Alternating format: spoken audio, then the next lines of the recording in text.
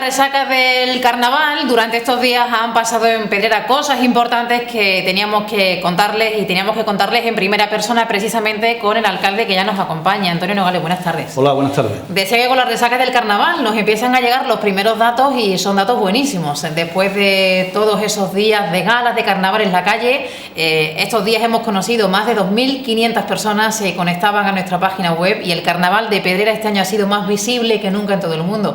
Satisfecho también por esa parte. Hombre, muy satisfecho. Yo creo que han pasado cosas importantísimas este mes y medio último, cosas de trascendencia para el futuro de Pedrera, pero también ha pasado lo diario, ¿no? Que es nuestro carnaval. Y en nuestro carnaval, además de destacar, como ya lo he hecho yo personalmente y muchísima gente, el trabajo de vosotros en comunicación, de los trabajadores del ayuntamiento en la preparación de los locales y de los parques y de los sitios públicos, también hay que destacar, sobre todo, creo yo, el comportamiento cívico de todos los pedrereños y las pedrereñas y de la gente que nos han visitado. Ha habido anecdóticos casos puntuales de alguna alteración de orden público muy leve, sobre todo con mobiliario urbano, pero por lo demás yo creo que tenemos que estar todos satisfechísimos de ese despliegue informativo, de ese despliegue de ilusión y de alegría que ha habido en los días de carnaval y de esa participación por parte de muchísima gente. Yo creo que los datos que tú los darás ahora de la gente de fuera que han estado en las redes sociales observando nuestro carnaval, ha llegado a muchísima gente, de pedrereños que hay fuera, pero también de muchísima gente que quieren ver cómo nuestro pueblo es capaz de divertirse, incluso en estos tiempos complicados que estamos pasando. Y a partir de eso, pues todos tenemos que felicitarnos sobre todo por el desarrollo del carnaval, que volvemos a cumplir un año más, ya son 35, sin que tengamos que destacar nada negativo. Y eso es un motivo de orgullo para todo el mundo. Bueno, pues son datos que sobrepasan nuestros límites naturales, regionales, nacionales e incluso internacionales, así que satisfechos también por parte del equipo de Pedrera Televisión y del equipo de informática de este ayuntamiento. Un carnaval que no termina, sigue el 28 de febrero, eso se lo comentaremos luego, pero entre los asuntos importantes y de prácticamente de inmediato, la noticia que teníamos ayer a última hora de la tarde, ese reconocimiento, esa notificación de que por fin, después de mucho tiempo de demanda y de lucha también reivindicativa de la comunidad educativa, al menos un colegio en Pedrera, el Centro Tartesos, el año que viene será centro bilingüe. Una noticia importantísima. Una noticia importantísima y además yo creo que es fruto de un trabajo insistente de mucho tiempo, ¿no? El objetivo era los 3 colegios, en principio se ha conseguido en uno, que es el Tarteso, con su directora Antonia, que ha apoyado fervientemente la idea desde la Concejalía que Álvaro puso en marcha, y que va a suponer que nuestro colegio, nuestros niños y nuestras niñas, los escolares y los profesores del Colegio Tarteso el año que viene tengan un centro bilingüe. Yo creo que ahora hay que seguir insistiendo un poquito para que los otros 2 centros se incorporen a este proyecto ilusionante, porque cada día está más demostrado que los idiomas, el manejar 2 idiomas o 3 idiomas, cuanto más mejor, es también una fuente de futuro y es también una fuente de posibilidades a la hora de acceder al mercado del trabajo. Yo creo que esto pues hay que dárselo, como siempre, el reconocimiento al equipo directivo encabezado por Antonia Montilla y también a nuestro concejal Álvaro García, concejal de Educación, que ha estado insistentemente recordando a los profesores que tienen que dar ese paso adelante y que nuestros colegios, como muchos de la comarca ya, pues empiecen a tener esa consideración de colegio bilingüe. Por tanto, estamos de enhorabuena al Colegio Tarteso y yo estoy convencido de que el año que viene lo vamos a conseguir también con el IES y con el Colegio La Huerta. Era un compromiso del equipo de gobierno y un compromiso personal precisamente de Álvaro. Lo ha puesto de manifiesto en muchas de las reuniones que en este último año ha tenido con respecto al plan educativo de ciudad y finalmente, pues bueno, el año que viene pues podremos celebrarlo. Decíamos que había asuntos importantes en estas últimas semanas y precisamente en estos días de carnaval. Otro de los asuntos importantes pensando en el futuro, en el desarrollo urbanístico de Pedrera, ha sido esa aprobación importantísima del plan de ordenación urbana de nuestra localidad.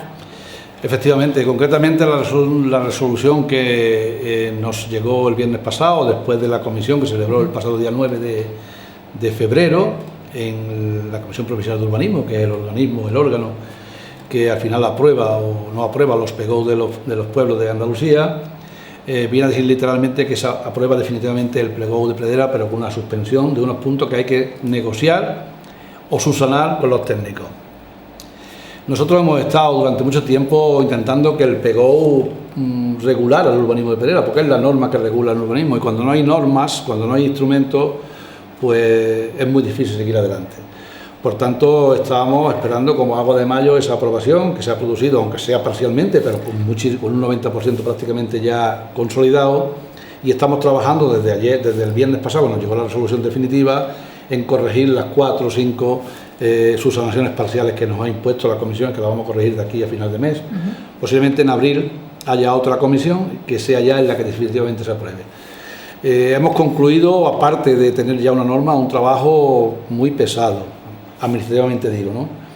Porque te ocupaba mucho tiempo, porque es mucho los trámites administrativos que tiene, muchos los informes que hay que pedir, y esto nos ha llevado a un asunto que ha durado 7 años. 7 años que puede parecer una eternidad, pero que tengo que decir que estamos hablando de ciudades y pueblos que tienen 12 años con su PGO en marcha, 13 años, pueblos que lo abandonan porque en las elecciones entra otro equipo de gobierno y los deja parados, pueblos que no son capaces de salvar algunos escollos infranqueables que son complicados.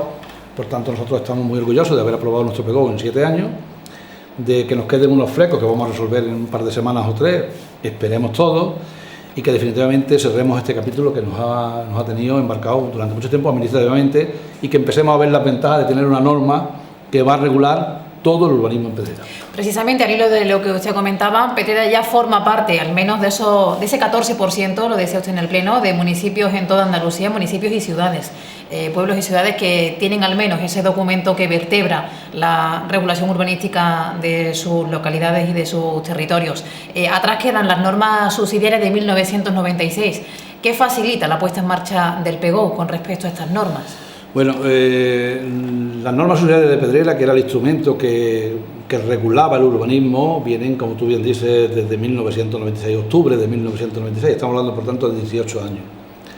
18 años en los que el urbanismo además ha sufrido un cambio exponencial, un cambio totalmente diferente a lo que pensábamos, y además ha habido el boom que supuso los años 2000 al 2007, o 1998 hasta el 2007 aproximadamente, en que todo el urbanismo se reestructuró y hubo el boom de la construcción. Eso, por un lado, eran unas normas antiguas, unas normas obsoletas, unas normas que se habían quedado ya gastadas por el uso y que no respondían a las necesidades de los pueblos, no solo de Pedrera, sino de ningún pueblo de Andalucía. Por eso la Junta de Andalucía pues, sacó una norma por la cual obligaba a todos los pueblos y ciudades de Andalucía a adaptar sus PGO. Era una cosa que llamaron la adaptación, que era un mecanismo que se nos dio para que, entre que teníamos las normas y aprobábamos los PGO, tuviéramos un instrumento. Pero ese instrumento solo regulaba cosas muy puntuales. No te permitía consolidar más suelo, no te permitía cambiar algunas cosas en las edificaciones, no te permitía reservar suelo para viviendas de VPO, por lo tanto, era también una norma que no despejaba el horizonte. Supuso ya un momento en que no podíamos prácticamente informar en cuestiones urbanísticas con las normas subsidiarias antiguas y necesitábamos con urgencia el PGO. El PGO va a regular todo el urbanismo, todo el urbanismo. Cuando hablamos de todo el urbanismo estamos hablando de las fachadas, del tipo de construcción, de dónde queremos colocar los parques, dónde vamos a reservar suelo para futuros colegios, porque el PGO no se hace para 5 años, se hace para 25 o 30, y todo eso hay que preverlo para que en el momento que tú necesites suelo para un consultorio nuevo, para un centro de salud, para un hogar del pensionista, para un colegio, para una guardería, lo tengas previsto y no tengamos los problemas que hemos tenido de aquí para atrás. Hay que regular dónde se construyen las viviendas de protección oficial, qué altura se le puede dar a las viviendas, prácticamente todo, es la norma que regula todo el urbanismo, por dónde se puede crecer y por dónde no se puede crecer. Todo eso lo regula el PGO y ya las normas subsidiarias no estaban adaptadas a eso, porque además las normas subsidiarias ni siquiera estaban adaptadas a nuestra ley autonómica, que era la LOUA, Ley de Ordenación Urbanística de Andalucía, y tampoco a la ley estatal. Por tanto, era una norma que no nos servía, pero que era el único instrumento que teníamos. No solo nosotros, porque ya he dicho que cuando la Junta de Andalucía en el 2009 sacó la ley por la que todo el mundo tenía que adaptar sus normas a los nuevos PGO, pues solamente hemos hecho la tarea de 800 y pico pueblos, el 14%, que son 100 y pico, 110, 120. Todos los demás están en tramitación, están parados por algún problema, están tramitándolo, no quieren tramitarlo porque también no puedan, en fin. O sea que nosotros hemos hecho nuestra tarea en ese sentido porque nos hacía falta una norma que regule perfectamente el tipo de urbanismo que queremos en Pedrera, que es un urbanismo de rostro humano, un urbanismo pensado más en los vecinos y las vecinas que en las grandísimas construcciones, en los pisos altos, en los chalecitos. Y bueno, eso es lo que tenemos a partir de ahora. Eso es precisamente lo que iba a preguntarle ahora. Han sido 7 años de trabajo laborioso. ¿A qué no ha renunciado el Ayuntamiento de Pedrera y cuáles son los perfiles básicos que van a articular cómo se va a crecer urbanísticamente en nuestra localidad? No hemos querido renunciar, y así lo hemos plasmado en el PGO, a nuestra idiosincrasia, ¿no? A nuestra arquitectura urbana, como se suele decir, a nuestra trama urbana, nuestro modelo de vivienda típica andaluza. No hemos querido renunciar tampoco al pueblo consolidado y no hemos querido tampoco pretender crecer por allá, por encima de lo que podemos crecer, de las cosas viables, ¿no? Hubo un boom en que todo el mundo pensaba que iba a crecer el triple o el cuádruple y preveían viviendas y barrios y urbanizaciones prácticamente a 2 kilómetros del pueblo. Eso ya incluso la Comisión lo zanjó porque es inviable y porque eso no es solo un dibujo que se pinta en un mapa. Eso en el futuro necesita infraestructura, necesita basura, necesita agua, necesita luz, necesita servicios. Entonces no tiene mucho sentido que cuando tenemos una trama urbana en Pedrera con aproximadamente 300 o 200 casas vacías, sigamos construyendo para no ocupar la vivienda y para generar más impuestos, servicios y costes al resto de los habitantes. Por tanto, no hemos querido renunciar tampoco a eso. Hemos propuesto un crecimiento moderado, el que nos ha permitido la norma, que está en torno a unas 900 viviendas, pero de aquí al 2025, con tranquilidad, y además encardinándolas en las zonas urbanas de Pedrera, no en los extrarradios, sino zonas que estaban sin consolidar, zonas que prácticamente se han quedado ya dentro del casco urbano, pero que están por llenar de viviendas y poco más. Nosotros hemos hecho un PGO razonable, adaptado a la norma, adaptado a las circunstancias concretas de Pedrera y pretendiendo sobre todo saltar algunos inconvenientes que teníamos con las normas ciudadanas porque se habían quedado antiguas, porque no estaban adaptadas al urbanismo nuevo. Eso es lo que hemos intentado casar para que no haya problemas, para que tengamos una norma clara, que vamos a intentar explicar poco a poco también, porque esto no es tan complicado y bueno, estamos muy satisfechos. Entiendo que para abril puede ser entonces esa aprobación definitiva y a partir de ahí vendrá también esa exposición pública, ¿no? Esa presentación que quieren hacer al pueblo de Pedrera.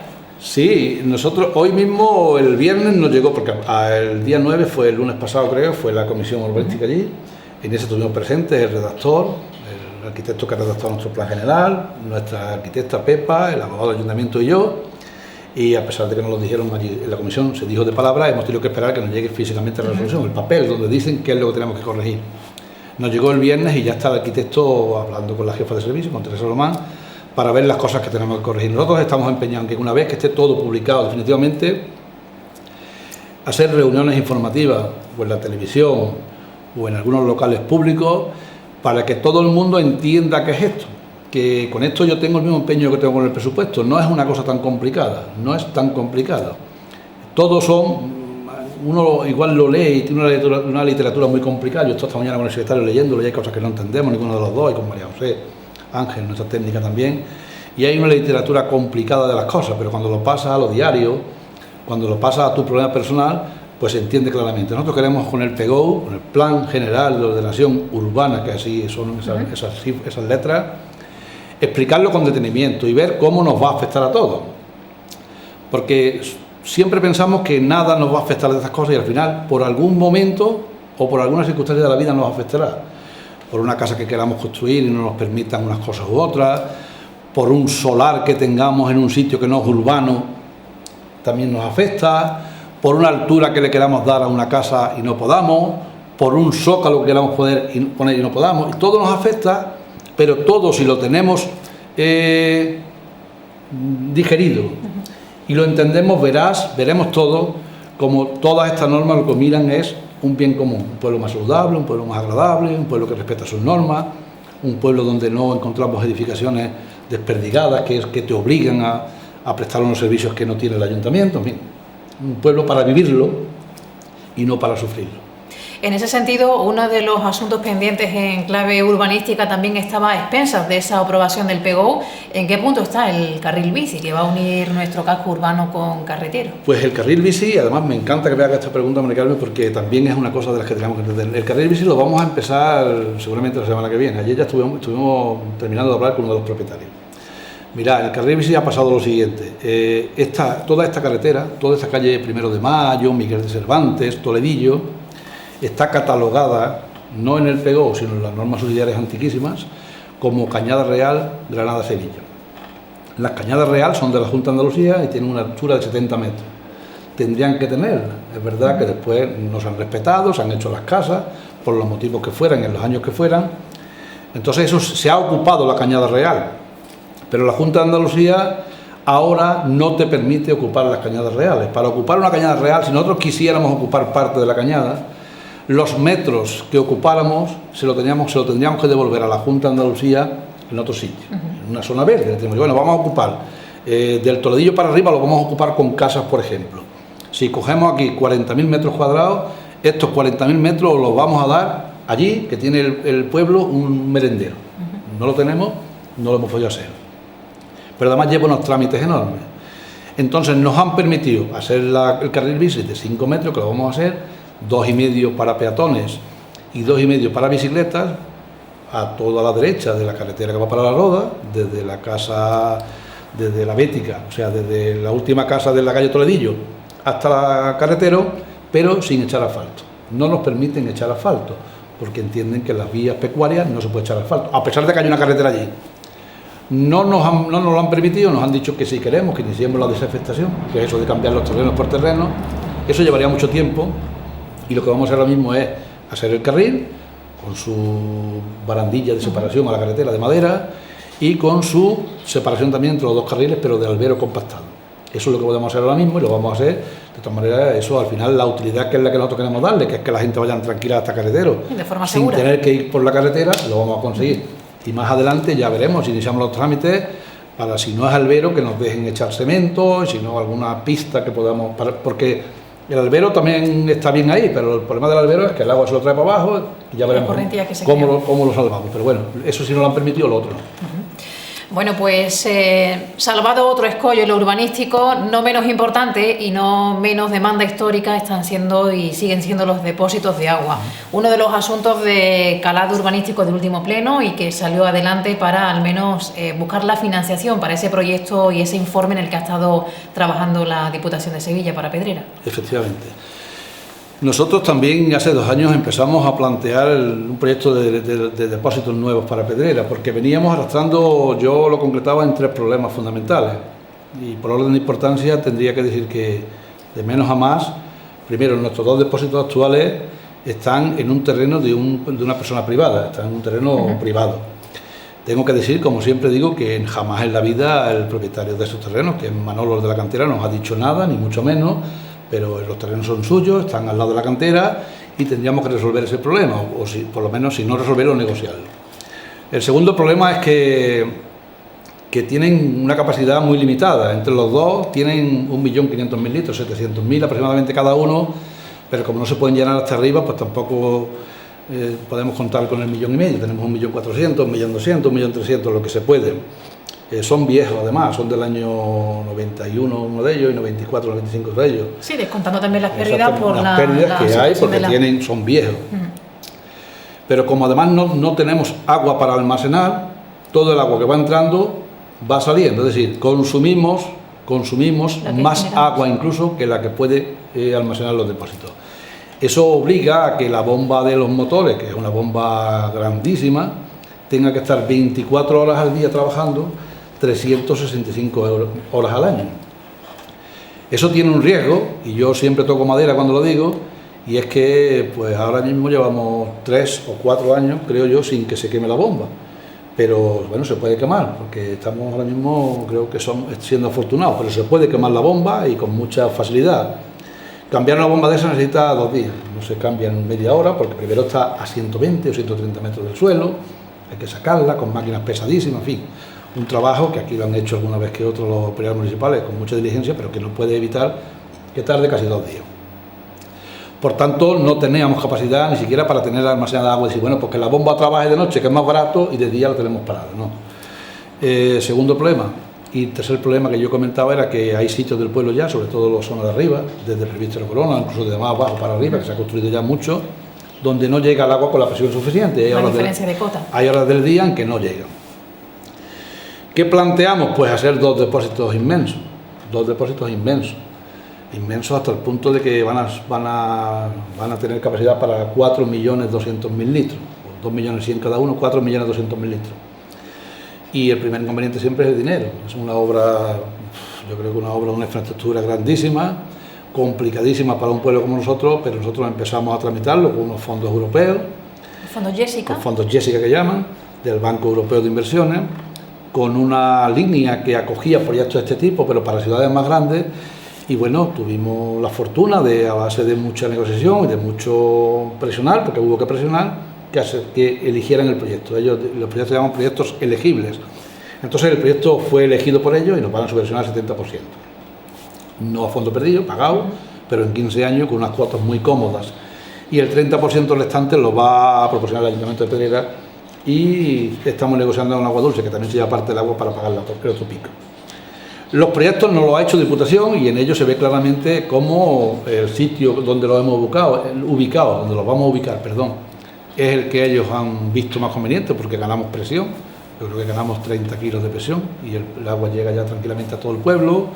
Es un terreno perfectamente ubicado, cerca del pozo de Matagallá.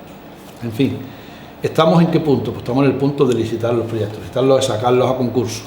Están ahora mismo nuestros técnicos, María José, Diputación, que nos está ayudando, y Arturo, preparando el pliego de condiciones, que es lo que va a regular qué empresas pueden ofertar y qué empresas no pueden, en función de la categoría que tengan, el tiempo que van a tardar en la obra, en fin, un pliego de condiciones que le llaman, para que las empresas vengan diciendo, pues yo lo hago por tanto dinero y yo por tanto. El presupuesto inicial es 1.297.000 euros, casi 1.300.000 euros.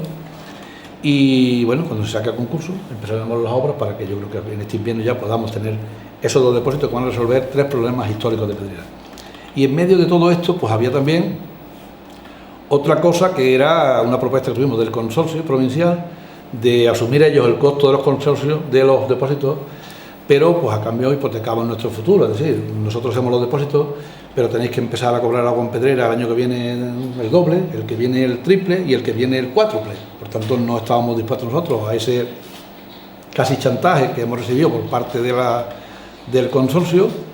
Hemos dicho que nosotros podemos asumir el costo de los depósitos y que mientras la cosa esté así, nosotros no vamos a tocar el precio del agua en Pedrera, mientras esté así, ni mucho menos, porque el costo del depósito ya está asumido por los fondos Jessica, del Banco Europeo de Inversiones y por nuestros propios préstamos que vamos a sacar en Pedrera.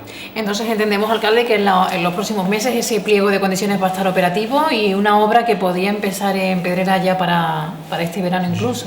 Vamos a ver, nosotros vamos a cortar los plazos, lo que pasa es que en función del dinero de los proyectos, en función de la cantidad, si es más de 1 millón, si es más de dinero, eso lo saben los técnicos, pues eso tiene unos plazos obligatorios, unos plazos de exposición pública, un tiempo que hay que darle a las empresas para que oferten, después hay que leer. Yo creo que en 2 meses podemos resolver los trámites administrativos y en 2 meses y medio o 3 puede estar iniciada la obra, pero son plazos que son obligatorios, porque si se publican en el boletín del Estado, pues yo creo que hay que dar 45 días para que toda la empresa interesada haga su proyecto, venga a visitar el solar, oferte, en fin, esos son trámites obligatorios por ley, que lo regula la ley de contrato de la administración pública y que no podemos saltarnos, ¿no? Y menos cuando estamos hablando de una obra que supera el 1 millón, que yo creo que incluso hay que publicarla en el portal de la Comunidad Económica Europea, porque es una obra que supera ya los límites para los pueblos de España. En cualquier caso también es otra obra de futuro, porque según anunciaban en el Pleno, una obra con capacidad incluso para unos 25 o 30 años de abastecimiento en nuestra localidad. Sí, el horizonte del PEGO, que también prevé un crecimiento que podríamos llegar, también eso varía mucho, porque el nivel de crecimiento, hay años que va más rápido, otros años va más lento y se para. Ahora llevamos unos tiempos parados, nosotros subimos de 5.000 a 5.300 muy rápido, de 5.000 hemos llegado hasta 5.500 y ahí estamos estabilizados. Y que no depende solo de nosotros, depende de muchas más cosas. Se prevé un horizonte de unos 8.500 habitantes en el 2025. Nosotros con esa capacidad tenemos para muchísimos más habitantes, pero nuestro horizonte de crecimiento poblacional que prevé el PEGO, siguiendo una línea normal, son 8.000 habitantes. Yo no creo que lleguemos a eso, pero ese es el tope que ponen ellos. Y para eso hay agua, bueno, de sobra 3 veces. Bueno, pues decíamos que queríamos hablar de asuntos de interés y precisamente la semana pasada tenía lugar en Pedrera, lo han visto a través también de nuestras redes y nuestros medios informativos, esa constitución por vez primera en nuestra localidad de la Junta Local de Seguridad, un órgano, alcalde, que no existía hasta ahora en Pedrera. No existía, evidentemente no existía. Nosotros tenemos una Junta Local de Prevención que la convoca la Concejalía de Bienestar Social y en la que forman parte los técnicos, Ciudadanos ante la Droga, la Policía Local asociaciones que quieren participar, y ahí pues diseñamos y detectamos algunos casos donde hemos podido intervenir. Esta junta local es otra cosa, es ya más estricta y más de gobernación, de gobierno local. Surgió nuestra primera petición de empezar a constituirla, aunque después ha sido la subdelegada Felisa Panadero quien la convocó desde Sevilla, a raíz de una queja formal que yo hice y que le repetí en privado a la subdelegada este día cuando vino. Una queja que tampoco fue una queja, fue mostré un cierto disgusto por, yo creo, que una avalancha que hubo en el carnaval pasado de esfuerzo y cuerpo de seguridad en Pedrera. Es verdad que coincidieron una brigada que le llaman la Brigada Roca, que es un tráiler con caballos que actúa en el campo para lo de el robo de aceitunas. Coincidió que nosotros habíamos pedido ayuda para nuestro carnaval y habían venido guardias civiles de la Roda y de Estepa, como siempre vienen. Y coincidió también una patrulla de una comandancia de aquí cercana, de Pruna o de Los Corrales, que había multado a unos pocos de vecinos en la calle Malaver. En fin, todo eso coincidió. Yo mostré a la subdelegada no mi disgusto, sino mi extrañeza, porque era la primera vez desde que yo era alcalde que coincidían tantas cosas y el pueblo pues estaba un poquito extrañado, ¿no? Y a raíz de aquella reunión en la que le mostré ese disgusto y una carta que se malinterpretó por alguna gente también, pues ella se comprometió en venir a Pedrera a convocar la Junta Local de Seguridad. En la Junta Local de Seguridad estuvo presente ella, 2 concejales más, que fueron Álvaro y Conchi, designados por el alcalde, nuestra policía local, que estuvo toda la plantilla, aunque la representaba el cabo, el teniente coronel de la Comandancia de Sevilla, el comandante de puesto de Osuna, el capitán de Estepa, el sargento de la Roda, en fin, y su delegado de gobierno, lógicamente, y un capitán de la Policía Autonómica. La Junta Local de Seguridad lo que pretende es poner estas cosas en claro, ¿no? Que tengamos coordinación, que no nos pase lo que nos pasó aquella vez, que sepamos exactamente cuál es la actuación y las competencias de la Policía Local, de la Guardia Civil, del Grupo Roca, que es el del campo, y poco más, ¿no? Pero hubo cosas importantísimas que se dijeron, con datos además contrastados, porque ellos sí los traían. Nosotros los hablamos por hablarlo y decimos, bueno, el carnaval ha sido muy tranquilo, Pedrera era un pueblo tranquilo, pero sobre la mesa no es lo mismo cuando te lo dicen y te enseñan la estadística. Y el teniente coronel pues sacó la lista y dijo que en Pedrera la conflictividad o los actos violentos son anecdóticos, que estamos en un 12% con respecto a la provincia, que está en un 26%, y con respecto a España, que está en un 49%, siendo muy bajo en los 3 sitios con respecto a otros países europeos, ¿no? Pero a mí me tranquilizó, sobre todo porque corroboró eso que decimos hablando. Pedrera era un pueblo tranquilo. Cuando ellos lo dijeron también, que es anecdótico, me tranquilizó también que me aclararan aquellas dudas que teníamos de la actuación de la Guardia Civil en unos momentos que multa, en otros que no multa dentro de Pedrera, que yo no digo nosotros, ¿verdad?, que estamos más tranquilos cuando tenemos esa seguridad, pero que hay momentos en los que la gente se extrañó porque parecía que había pasado algo y en Pedrera no había pasado nada. Y también me satisfizo a todos, pues bueno, que vamos a empezar a trabajar conjuntamente, como ya lo hemos hecho, porque si la Junta Local de Seguridad también hemos trabajado conjuntamente, ¿verdad? Cuando hay alguna feria, alguna velada, el carnaval o algún acontecimiento, nosotros hemos llamado al sargento y siempre se ha mostrado dispuesto. Nuestra policía local, policías locales de la comarca que vienen a ayudar, en fin, que siempre hemos tenido una relación buenísima y así vamos a seguir. Y al final pues todos estamos viendo los frutos, ¿no? Bueno, lo que entiendo es un dispositivo para saber quién tiene que hacer cada cosa y para reforzar la seguridad y que no pase nada en momentos en los que la confluencia puede ser un poco pues multitudinaria. Bueno, pues no queremos terminar esta entrevista sin poder ofrecerle al alcalde también esa posibilidad de que salude a los vecinos de cara al 28 de febrero, porque la fiesta aquí no termina y empezamos el 27 con ese teatro romancero gitano de Federico García Lorca y el 28 con ese carrusel, la marcha a la Fuente de la Higuera, y terminamos de esta forma un mes de febrero bastante completo, alcalde. Un mes completísimo, en todos los sentidos, en los lúdicos, en los laborales, en los administrativos, en todos los sentidos. Un mes completísimo, pero apasionante, muy apasionante. Nos queda lo que está por venir. Y lo que está por venir todo. Son unos tiempos con 2 convocatorias electorales. Unos tiempos encantadores para la gente que les gusta que las cosas vayan cambiando y vayan mejorando. Tenemos otro reto que es el 28 de febrero, que además de lúdico también es reivindicativo. Es la fiesta grande de nuestra tierra, la fiesta grande de Andalucía, que conmemoramos por muchísimas cosas. Desgraciadamente tenemos que seguir reivindicando muchas también. No se ha conseguido aquello que se pedía en el 28 de febrero de 1980. Nosotros aquí lo hemos enmarcado en los últimos años una parte lúdica, que es un reconocimiento ya en la calle también, porque es una parte del carnaval, de las agrupaciones que quieran hacer el carrusel, y lo terminamos con un acto un poquito más reivindicativo, más político, en la caseta municipal, donde leemos, bueno, mitad y mitad, leemos el manifiesto obligatorio por parte del alcalde, soy yo, y nos tomamos una copita allí, una porra, creo, unas micas, no sé lo que van a hacer en función del tiempo, que nos preparan con muchísimo gusto las cocineras, sobre todo, y las trabajadoras del centro ocupacional.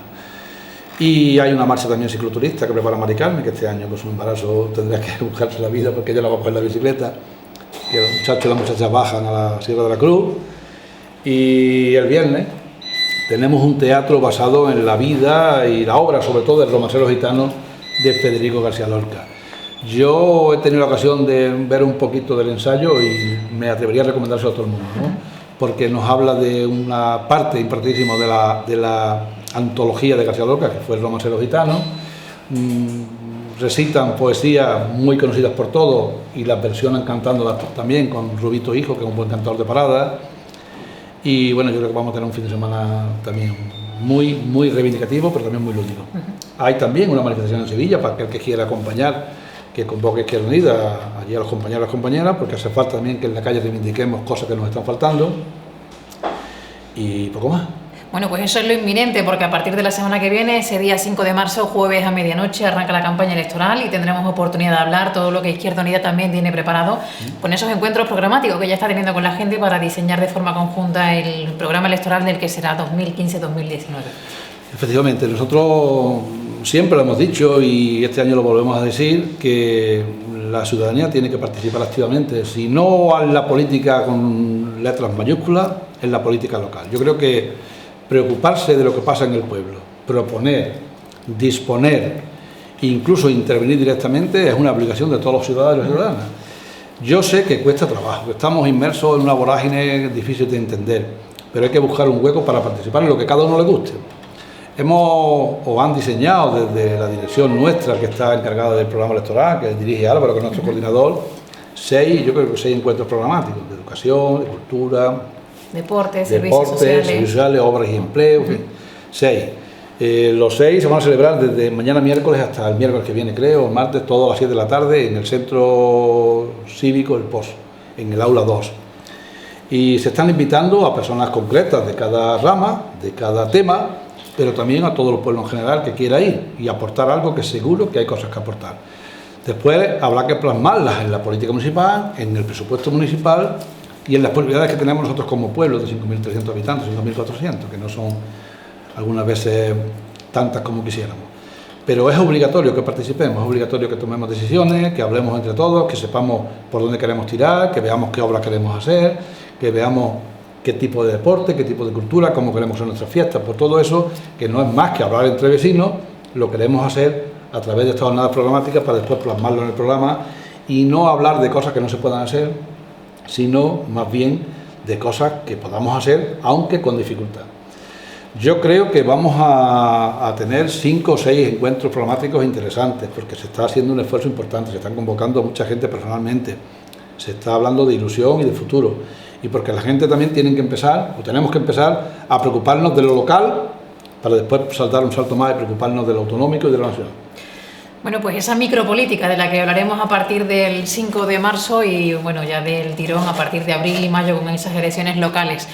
Alcalde, le agradecemos como siempre que haya estado con nosotros y nos vemos el 28 en la calle. Muy bien, el 28 nos vemos por la mañana. Gracias.